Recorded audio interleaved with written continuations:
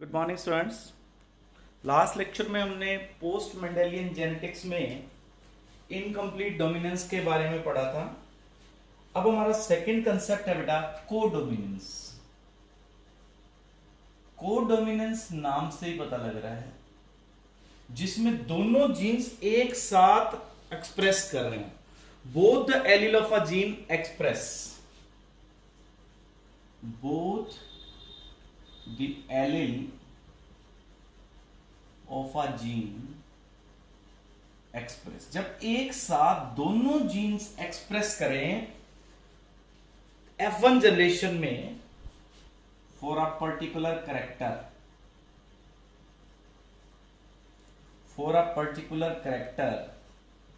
इन F1 progeny, मतलब F1 generation के बच्चों में दोनों करेक्टर आ जाए तो मेंडल का कौन सा लॉ गलत हो गया? लॉ ऑफ डोमिनेंस गलत हो गया। ये किसका एक्सेप्शन बनेगा?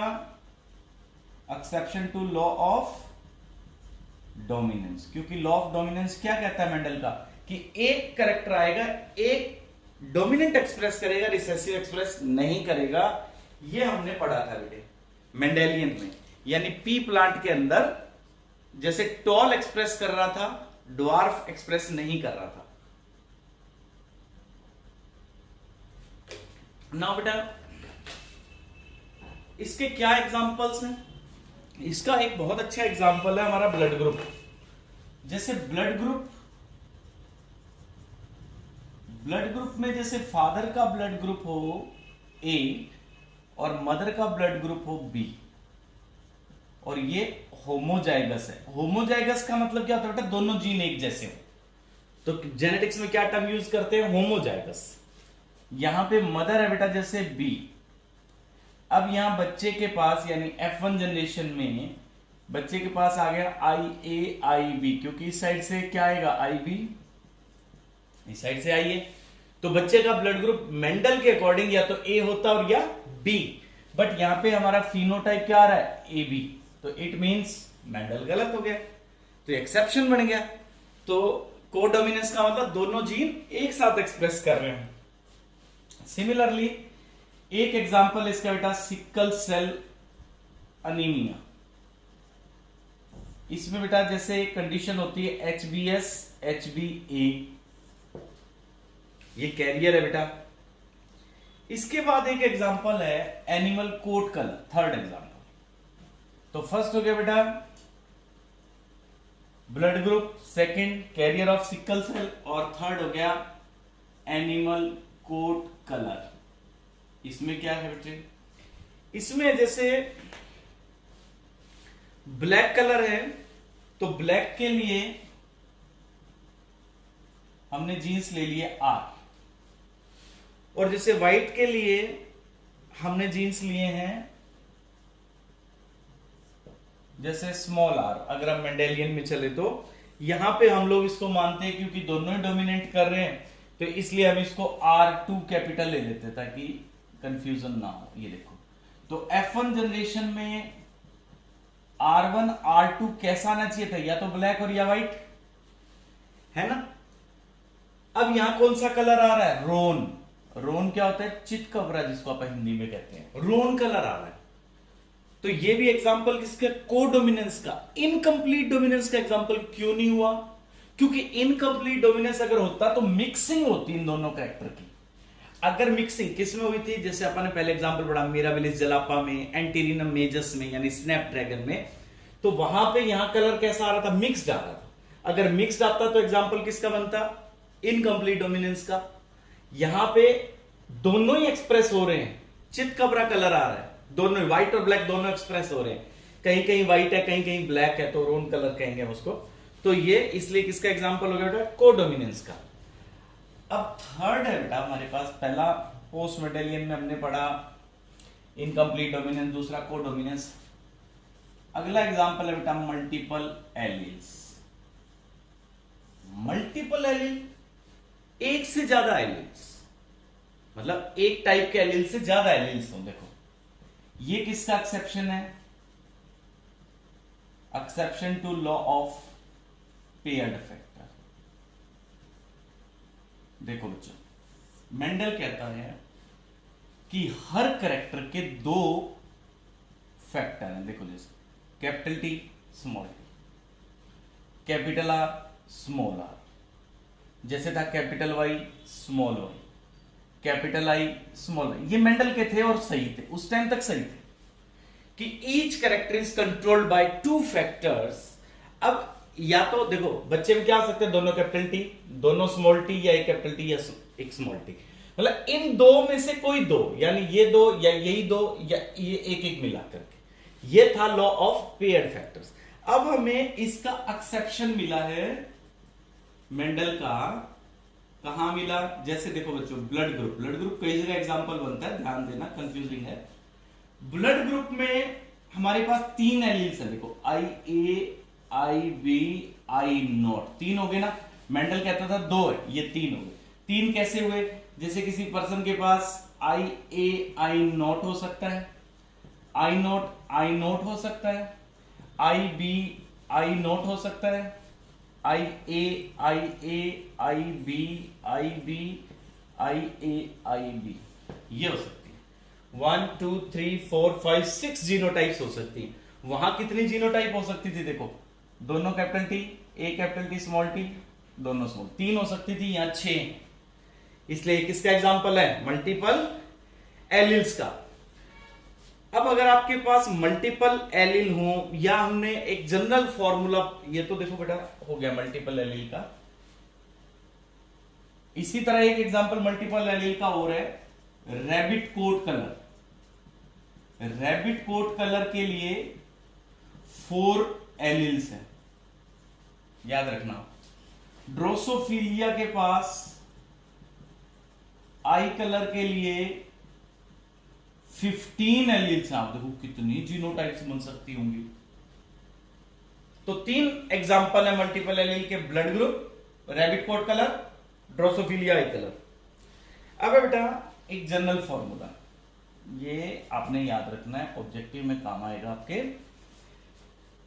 If n is the number of allele, if n is number of alleles,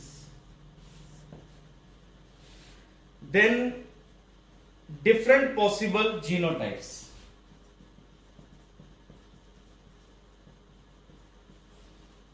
different possible genotypes कौन कितनी हो सकती है? n bracket n+1 divided by 2। कितनी जीनोटाइप बन सकती है? उसके लिए बेटा n multiply n+1 divided by 2। तो इसमें देखो अब हमारे पास कितने एलिल्स थे? जैसे फॉर एग्जांपल ब्लड ग्रुप के लिए, ब्लड ग्रुप में n कितना होगा? 3, वैल्यू पुट करो।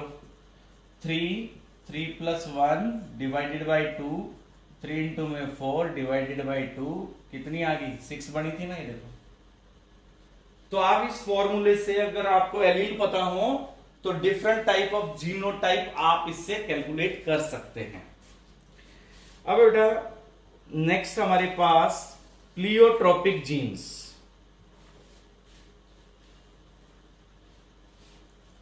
Now next is pleiotropic genes. ये भी एक एक्सेप्शन है जो मेंडल के बाद है। तो इस एक्सेप्शन में बहुत ही अच्छा एग्जांपल बेटा देखो, प्लियोट्रोपी किससे कंट्रोल हो रहा है? प्लियोट्रोपिक जीन से।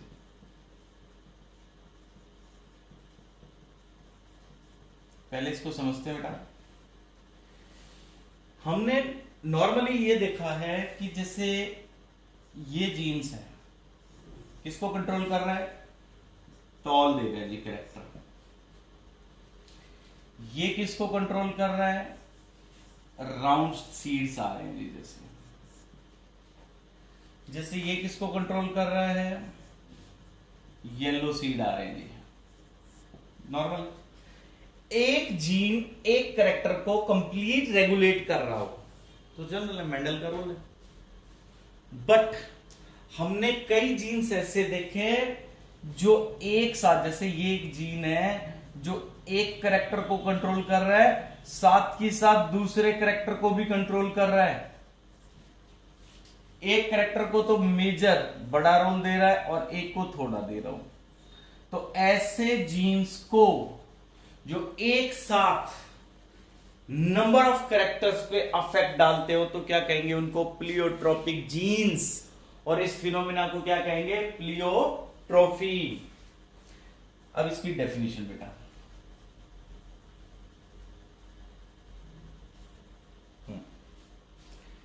जीन विच controls more than one character,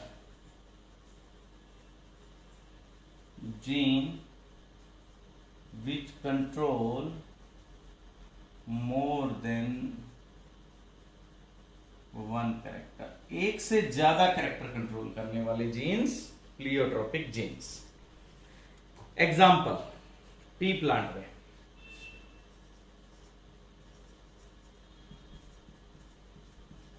मटर के अंदर जो जीन सीड शेप को कंट्रोल करता है, सीड शेप यानी राउंड और रिंकल्ड को, वो साथ ही साथ कंट्रोल करता है स्टार्च ग्रेन साइज को।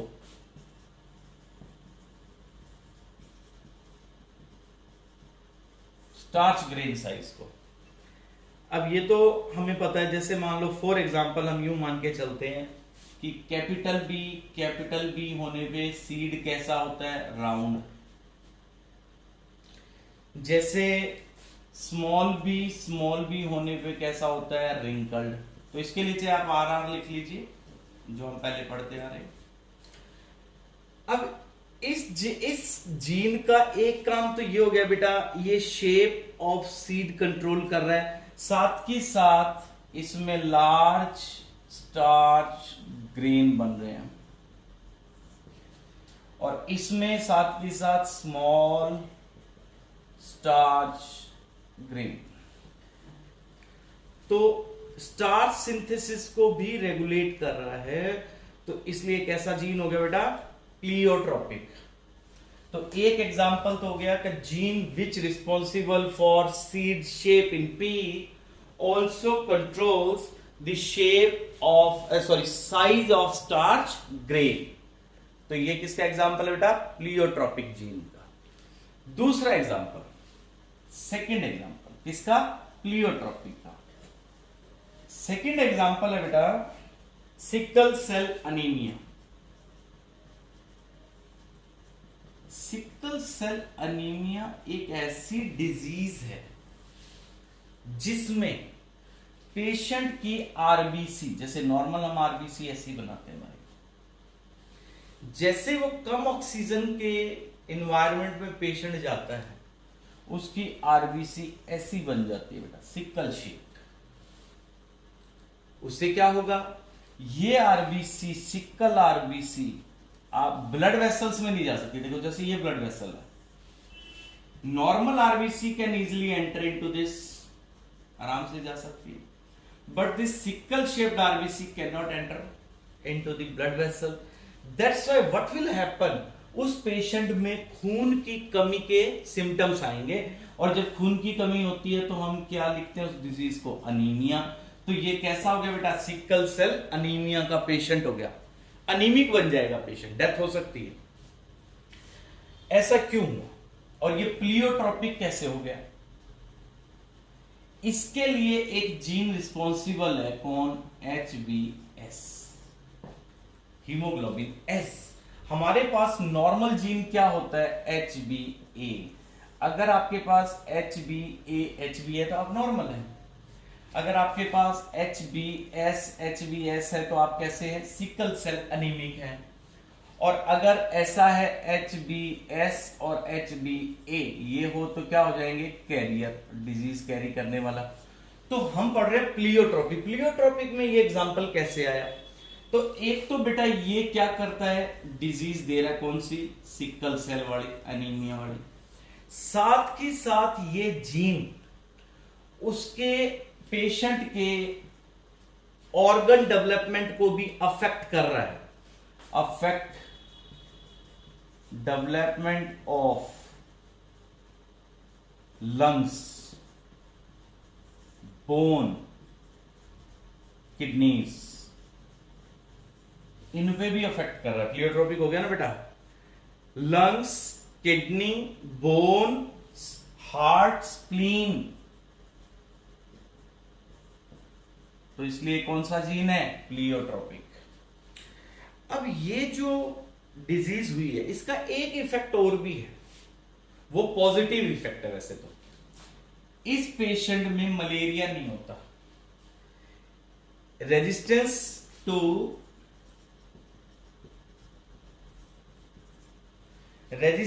टू प्लाज्मोडियम, इस पेशेंट में प्लाज्मोडियम फेल्सीपेरम,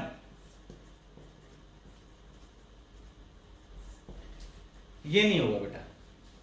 तो ये उसके लिए एडवांटेज हो गया। डार्विन के अकॉर्डिंग ये एक इवोल्यूशनरी चेंज है, फायदेमंद है।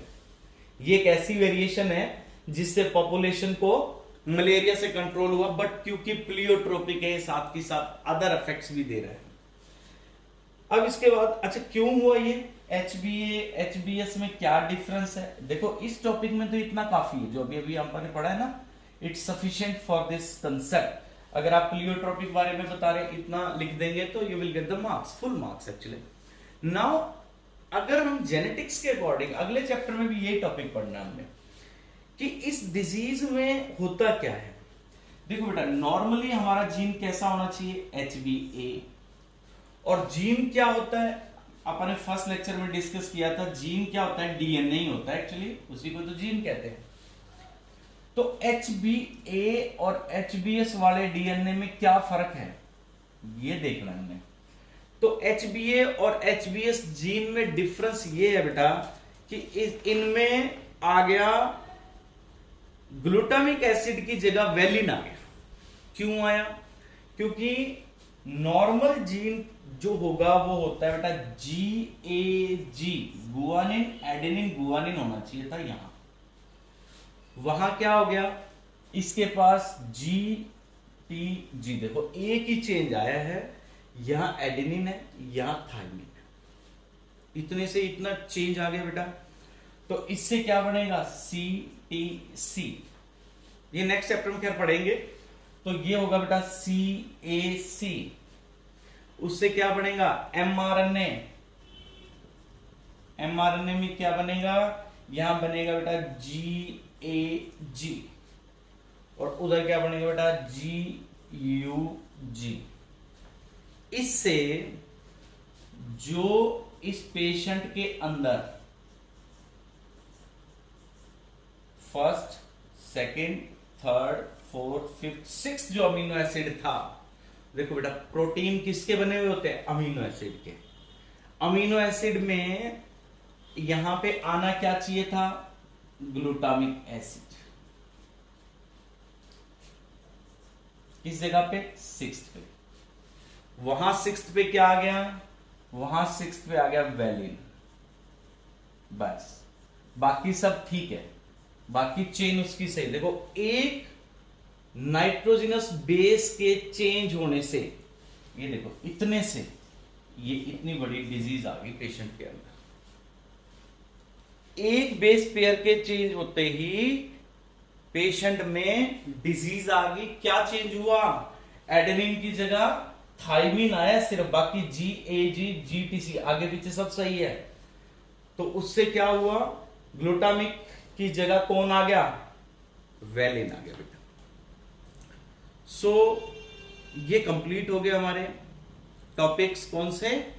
जो फर्स्ट टॉपिक था एलेलिक जीन इंटरेक्शन वाला। अब हमारा सेकंड पार्ट है non allylic gene interaction. Non allylic gene interaction. Non allylic gene interaction का मतलब देखो बेटा, अभी जो पीछे टॉपिक हमने सारे पढ़े, कौन कौन से पढ़े? इनकम्प्लीट डोमिनेंस एक हमने, उसके बाद पढ़ा आज ही कौन सा? कोडोमिनेंस। और कौन सा पढ़ा हमने बेटा? Multiple alleles. और कौन सा पढ़ा बेटा? इसके बाद हमने multiple alleles, pleiotropic genes product.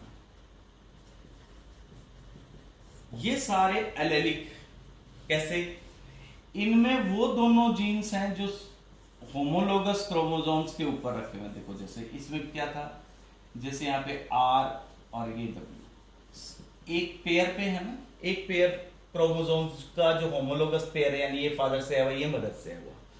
अब जो आप पढ़ेंगे non allylic interaction, non allylic interaction का मतलब ये होगा कि जैसे एक पेयर ये है जीन्स का और बेटा सेकंड पेयर ये है, ये कोई और क्रोमोसोम है, ये कोई और क्रोमोसोम पेयर है।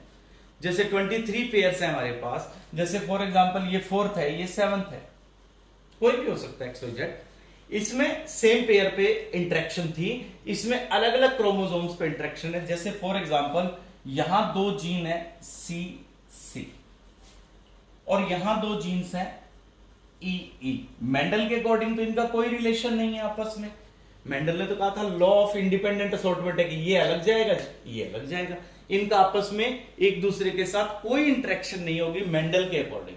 बट अब आप आगे एग्जांपल्स पढ़ेंगे जहां पे आप ये देखोगे कि ये दोनों एक दूसरे पे अफेक्ट शो करते हैं। इनके अफेक्ट शो करने से कुछ फिनोमिना हैं जो हमने पढ़ने हैं। कौन कौन से? कॉम्प्लीमेंट्री जीन्स, जैसे supplementary jeans,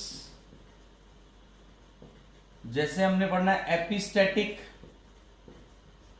number of concept science में बेटा नॉन एलेलिक वाले में तो हमने ये पहले पढ़ लिए, ये हमने अब देखने ये किस किस का एक्सेप्शंस थे। लॉ ऑफ डोमिनेंस के थे मेनली, तो second law of paired factors के थे। ये किसका एक्सेप्शन है? लॉ ऑफ इंडिपेंडेंट असॉर्टमेंट का एक्सेप्शन बनेगा बेटा ये सारे, क्योंकि लॉ ऑफ इंडिपेंडेंट असॉर्टमेंट क्या था मेंडल का कि दो पेयर ऑफ जीन्स, दो पेयर ऑफ फैक्टर्स जो हैं, जो अलग अलग कैरेक्टर्स के लिए होते हैं, वो इंडिपेंडेंट होते हैं, एक दूसरे पे इफेक्ट नहीं डालते। बट अब हम देखेंगे कि कुछ ऐसे एग्जांपल्स हैं जहां पे वो इफेक्ट डाल रहे हैं। तो पहला कंसेप्ट है बेटा कॉम्प्लीमेंट्री जीन्स। फर्स्ट कंसेप्ट है बेटा कॉम्प्लीमेंट्री।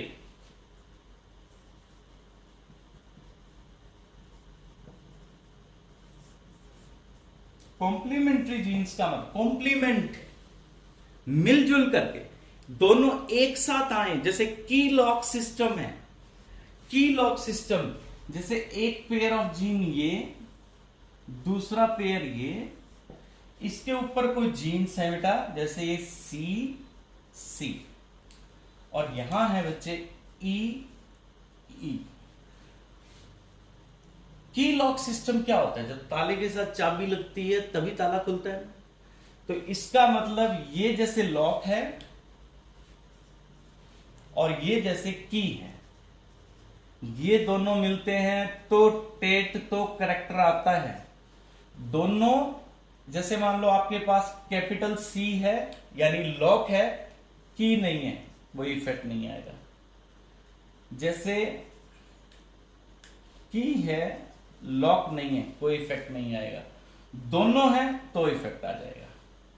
ये किसमें देखने को मिला है? इसका एग्जाम्पल है बेटा लथाइरस ओडोरेटस। कौन होता है ये? Sweet pea. स्वीट पी में आपको ये एग्जांपल देखने को मिलेगा। इसकी डेफिनेशन क्या होगी? Two pair of non allelic genes, two pair of non allelic genes. Non allelic का मतलब अलग अलग साइट पे हैं जो। Two pair of non allelic genes are essential in dominant form,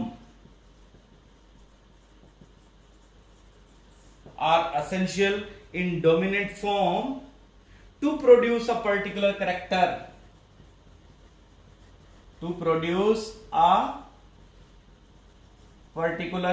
यानी दोनों डोमिनेंट हो तो एक पर्टिकुलर कैरेक्टर आएगा। की लॉक याद रखना आप, मैं ब्रैकेट में लिख दे रहा हूं, की लॉक याद रहेगा आपको, की लॉक सिस्टम याद रखेंगे। तो इसका एक क्रॉस देखते बेटा, इसका क्रॉस जैसे कलर्ड फ्लावर कब आते हैं? जब दोनों आपके पास लॉक भी हो और की भी, या एक ये डोमिनेंट हो और एक ये डोमिनेंट हो। तो इस केस में क्या होगा? कलर्ड फ्लावर आएगा।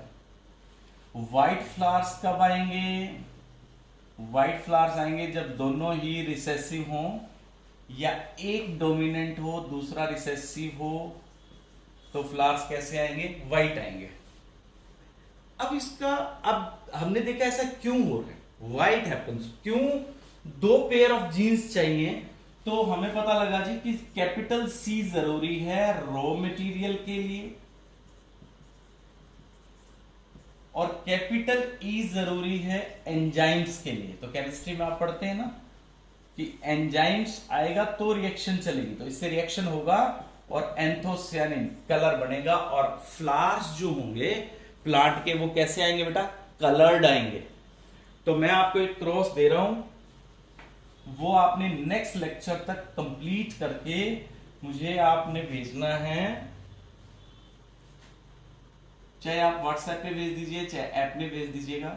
जैसे आपके पास दो प्लांट है, एक प्लांट तो ऐसा है और दूसरा ये है, इसको अलग कर देते हैं।